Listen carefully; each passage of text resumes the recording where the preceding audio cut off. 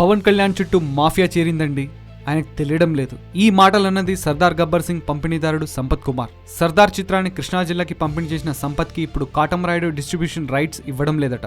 4,38,00,000 కొంటే ఆ చిత్రంపై తనకి 1,80,00,000 నష్టం వచ్చిందని అప్పుడే వాళ్ళని కలిస్తే పవన్ కళ్యాణ్ మీకోసమే ఇంకో సినిమా చేస్తున్నారు, ఏమీ బెంగపడవద్దు అని చెప్తే ఏడాది ఎదురు చూశానని, కానీ ఇప్పుడు మాట తప్పారని సంపత్ ఆరోపించాడు. నష్టపోయిన వారి కోసం పవన్ సినిమా చేస్తుంటే పవన్ మేనేజర్ శ్రీనివాస్, నిర్మాత శరత్ మరర్ మాత్రం తమకు కావలసిన వారికి రైట్స్ అమ్మేస్తున్నారని, ఇది పవన్ దృష్టికి తీసుకెళ్లడానికే ఈ ప్రెస్ మీట్ పెట్టానని సంపత్ చెప్పాడు. తాను అప్పట్లో మాట్లాడుకున్న దాంట్లో 3% కట్టలేకపోయానని, అది సాకుగా చూపించి నీ దగ్గర డబ్బులు లేవు ఎలా కడతావు అని అడుగుతున్నారని, చాంబర్ వాళ్లతో ఫోన్ చేస్తే శ్రీనివాస్ తనని బూతులు తిడుతున్నాడని సంపత్ ఆరోపించాడు. తనని ఏదైనా చేస్తామని బెదిరిస్తున్నారని, ప్రెస్ మీట్ పెడితే పరువు నష్టం దావా వేస్తామంటున్నారని, తన వెనక ఏం జరుగుతున్నదో పవన్ కి తెలియడానికి తాను మీడియా ముందు వచ్చానని, తనకి పవన్ అపాయింట్మెంట్ దొరకడం లేదని సంపత్ చెప్పాడు. తనతో పాటు నైజాం, నెల్లూరు డిస్ట్రిబ్యూటర్లు కూడా కాటమరాయుడు రైట్స్ ఇవ్వలేదని, నైజాం పంపిణీదారుడు సర్దార్పై 8 కోట్లు నష్టపోయాడని సంపత్ తెలియజేశాడు. పబ్లిక్ గా ఇన్ని ఆరోపణలు చేసిన డిస్ట్రిబ్యూటర్ కి శరత్ మరర్ అండ్ టీం ఏం సమాధానం ఇస్తుందో వేచి చూడాలి.